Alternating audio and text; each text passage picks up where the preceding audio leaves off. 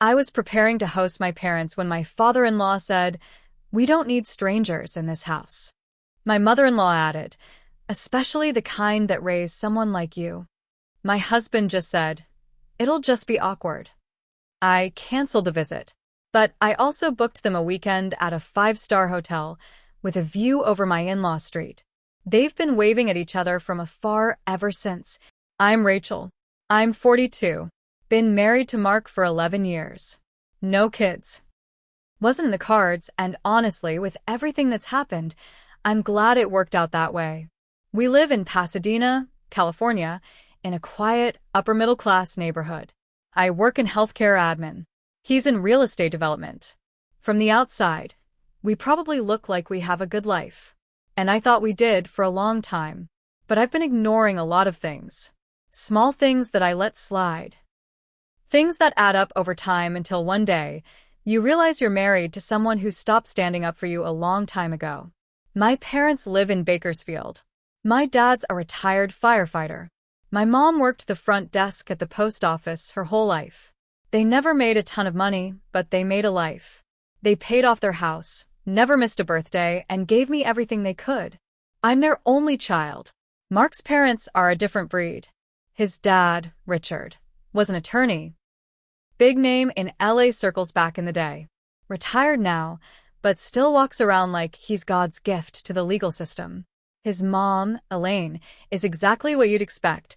Country club, weekly facials, pearls even when she's taking out the trash. She's not dumb, but she is cruel. Subtly. With a smile. When I first met them, I thought they were just old-fashioned. A little stiff.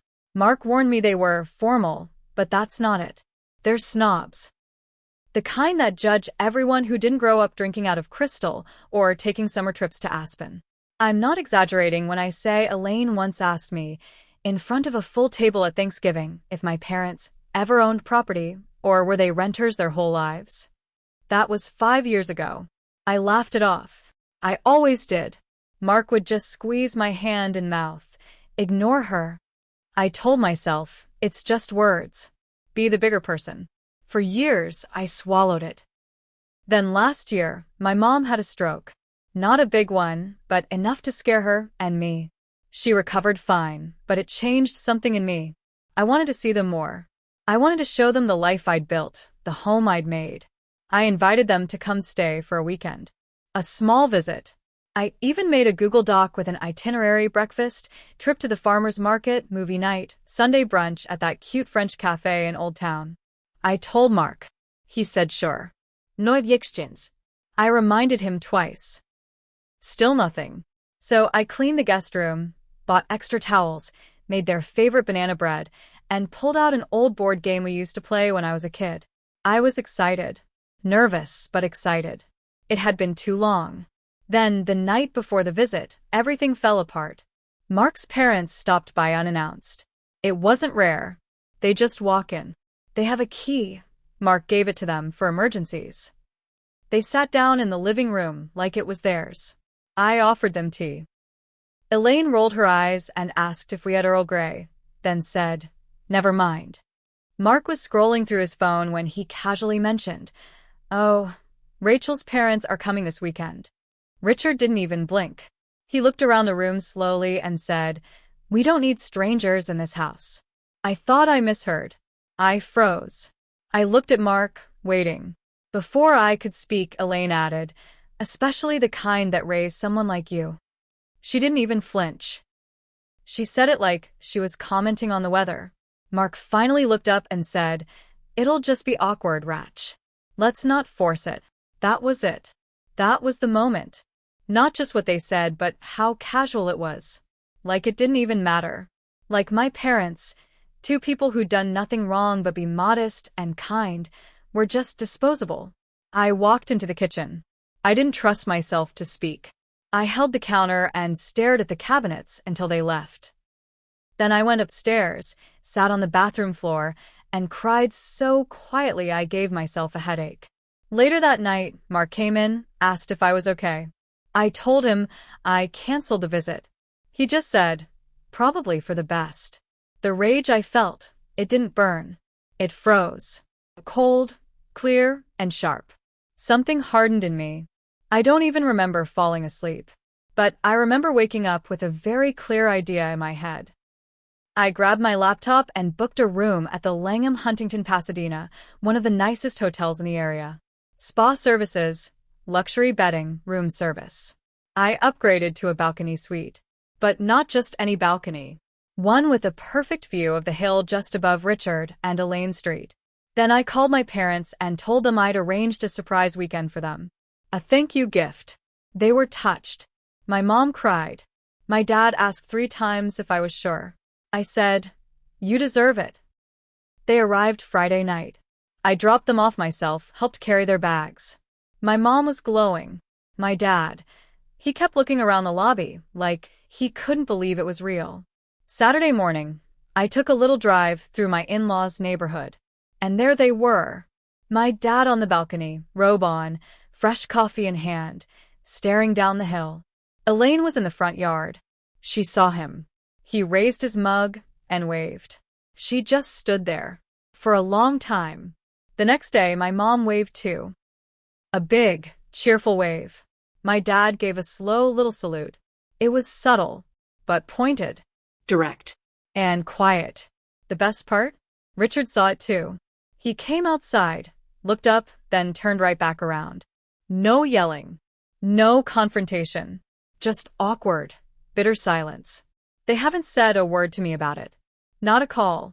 Not a passive-aggressive text. Nothing. Mark asked once, "Was that on purpose?" I looked him dead in the eye and said, "No. Just luck, I guess." But now I can't stop thinking about everything I let slide. Every little insult. Every time Mark told me to let it go. Every time I made myself smaller to keep the peace. Maybe I'm done keeping the peace. Because this wasn't just about my parents being insulted. This was about me being shown who I married. And I think it's time I start showing people who I really am.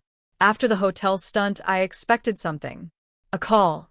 A cold, forced brunch invite. Some passive-aggressive message through Mark. But nothing came. Just silence. For a while, that silence felt like victory. My parents came back from the hotel weekend glowing. My mom wouldn't stop talking about the view, the pastries, the robe. My dad said he could get used to room service and balconies. I didn't tell them what Richard and Elaine had said. I couldn't. I didn't want to taint their happiness. But that weekend wasn't about revenge. Not yet. It was about reminding myself what respect felt like.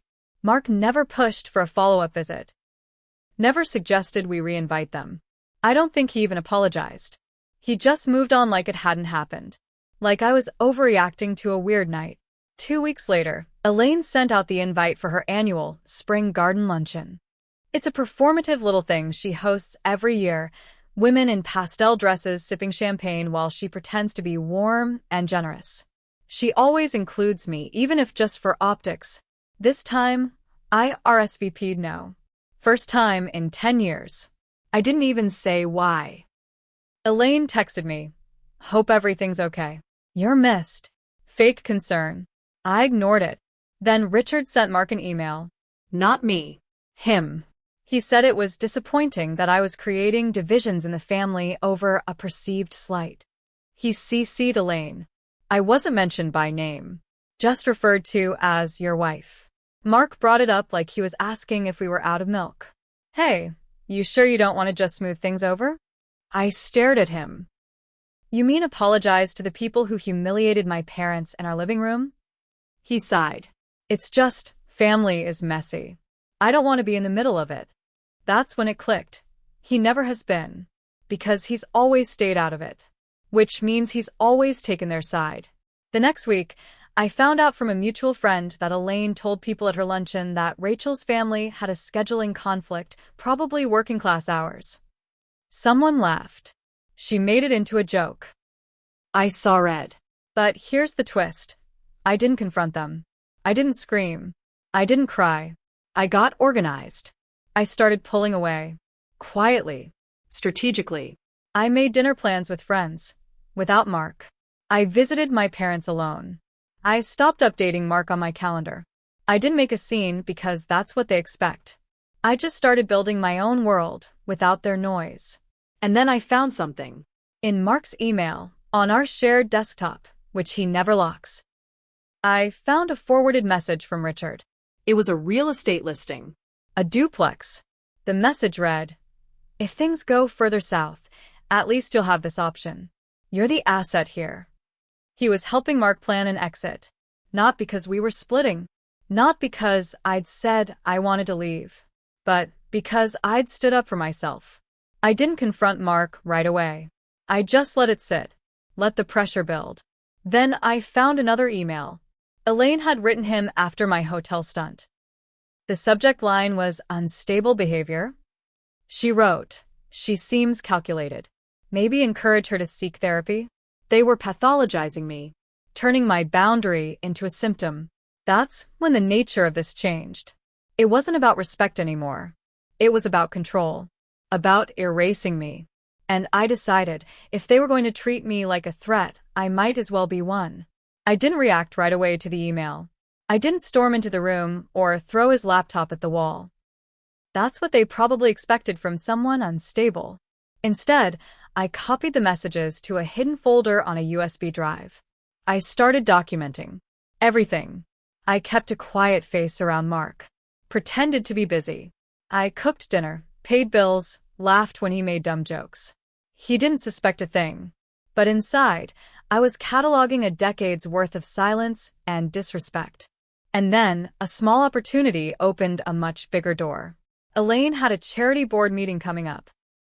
She was on the committee for a local arts foundation in Pasadena, very prestigious, very public.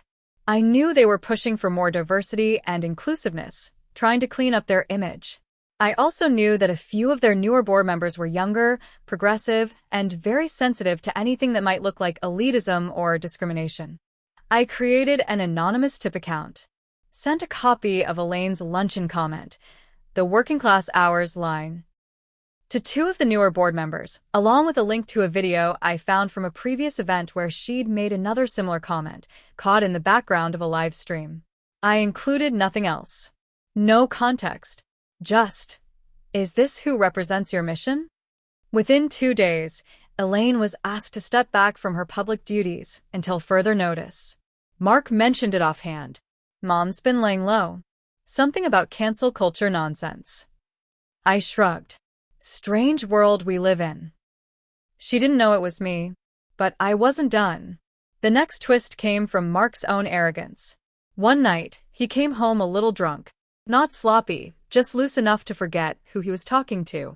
He mentioned something about adjusting his investments and how a single-income household would hit the taxes hard. I asked, very calmly, "Planning to be single soon?" He froze, then laughed it off. No. Just thinking ahead. Worst-case stuff. That night, while he snored beside me, I logged back into our joint financial software and started digging deeper. I'd always let him manage the investments. He liked the control. I liked the break from spreadsheets after work. But now I looked at everything. The trust accounts his dad had helped him set up, the shell LLCs, the side properties. The pattern was clear. He'd been slowly separating assets for years. Everything in his name stayed with him. The joint accounts were just enough to make it look shared. And I'd signed off on most of it, back when I trusted him. It hit me. This wasn't about me overreacting to his parents. This had been in motion for a long time. I felt stupid. Used. But mostly I felt alert, hyper-aware. I made copies of every document, created a timeline, booked a consultation with a divorce attorney in Glendale, quietly, discreetly, just to know my options. That's when the lawyer pointed out something I hadn't seen. 2 years ago, when we refinanced the house, Mark had made a change to the deed. One I didn't catch because I was distracted by work. My name was still on it, but only as a tenant in common, not joint ownership. Meaning if things went south, I could be forced to sell or buy him out. He'd made sure I had no protection. And yet he still slept beside me like nothing was wrong. I started making small moves, rerouting my direct deposit, closing an old savings account, redirecting mail to a P.O. box. I contacted my parents and told them, gently, that things with Mark weren't great. My dad didn't ask questions. He just said, "You always have a room here." But I had no intention of going back to Bakersfield. I wasn't running. I was preparing. And then came the twist I didn't expect. Mark's assistant, a woman I'd met once at a company mixer, messaged me on LinkedIn. Not personal, professional tone. She wrote, "I hope this isn't inappropriate, but I overheard something that made me uncomfortable. It's not my place, but I felt like you should know." She attached a screenshot from a group text between Mark, his father, and another real estate contact. In it, they joked about how once Rachel's out, we can finally renovate the house properly and get rid of her weird art crap. His dad responded with, "She was never a good fit. You did your time. Now, let's clean up." I read that message about 30 times.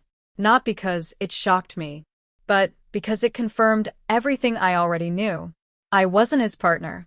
I was a placeholder. A long-term plan he was slowly phasing out. His parents weren't just snobs. They were co-conspirators. This had never been a marriage.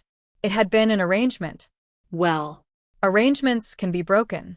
And I was going to break theirs so cleanly, so perfectly, that they'd never see it coming. I didn't explode. I didn't scream or cry or throw anything. I stayed calm, because calm people are underestimated. The night I got that LinkedIn message, the one where Mark and his father joked about renovating once Rachel's out, I stared at the screen for a long time. Not because I was surprised, but because it confirmed that I wasn't crazy. I knew what I had to do. And I knew I couldn't do it twice. There would be no second shot. One clean break. One final, brutal move. So I waited 6 weeks. That's how long it took to organize everything. First, I went back to the lawyer. She was good. Methodical. She walked me through everything: community property laws, paper trails, asset tracing. With the emails and financial records I'd already collected, she said we had leverage. Especially once we proved he'd tried to secretly shift joint assets into his name. I got a forensic accountant. quietly. Paid from my own separate savings. Money my parents had gifted me years ago when we bought the house. Elaine called it hillbilly charity at the time. That money is what took them down. While the forensic accountant traced hidden transfers, I got to work on the social front. I knew from years of being at those boring fundraisers that Elaine's reputation was her life. She didn't care if people liked her, but she cared if they saw her as a fraud. She cared deeply about optics. So I made a decision. I'd let her destroy herself. A week before I served Mark divorce papers, I sent out one package. Just one. An anonymous envelope sent to the board president of her precious Pasadena Arts Foundation. Inside were photocopies of her emails mocking the low-income donors, her text to Mark calling my mom sack of potatoes stroke lady, and a screenshot of the group chat with the "get rid of her weird art crap" message. I didn't even write a letter. Let them figure it out. They did. 3 days later, Elaine's name was scrubbed from the foundation website. A source I trusted told me she'd been told to resign before it went public. She tried to spin it as health issues. But people whispered. The kind of whisper that never stops once it starts. Then came Richard, the proud attorney, now reduced to email rants and back-channel gossip. Because while he thought he was protecting Mark, what he didn't know was this. I'd found an email chain where he advised Mark to liquidate one of the joint accounts under a dummy LLC. He phrased it carefully, nothing illegal, just slimy. But the transfer happened 2 months after I started working with my lawyer, which means it happened during what the court considers our legal separation window. Meaning it could be ruled as an intentional attempt to hide marital assets. Meaning it looked real bad. So we filed. And Mark? I served him with divorce papers on a Wednesday morning, right after his gym session, while he was still in sweatpants. He looked confused at first, like it had to be a mistake. I didn't say anything. I just handed him the folder, stepped around him, and left the house. I didn't yell. I didn't cry. I didn't tell him what I'd uncovered. I didn't need to, because it was all in the papers. Every email, every screenshot, every dollar quietly funneled away. and the request for full control of the house, based on the gift money used for the down payment, which I could now prove. The next 6 months were hell. Mediation turned into litigation. Richard tried to bully my lawyer. She didn't flinch. Mark tried to play nice. I didn't fall for it. Elaine sent a message through a friend asking to clear the air. I never answered. And the best part? I didn't just win the house. I got a court-ordered forensic audit of Mark's side businesses. Turns out he'd been underreporting income. The IRS is involved now. I stayed out of it. Just handed over what I found. Let the chips fall. He'll be fine, eventually. People like him usually are. But his clean, quiet world? It's gone. The family that judged mine? Imploded. Elaine's not welcome at any of her charity circles. Richard's name is mud among retired colleagues. And Mark? He still lives in town. In a smaller place. Nothing terrible. Just smaller. Less. Me? I kept the house. I changed the locks. I hung my weird art crap in the living room. And a month after the divorce was finalized, I reinvited my parents for that weekend visit they never got. This time they came. My dad grilled steaks on my patio. My mom picked flowers from my front garden. We watched the sunset from the back porch, drinking iced tea. At one point, my dad looked around and said, "You really built something here."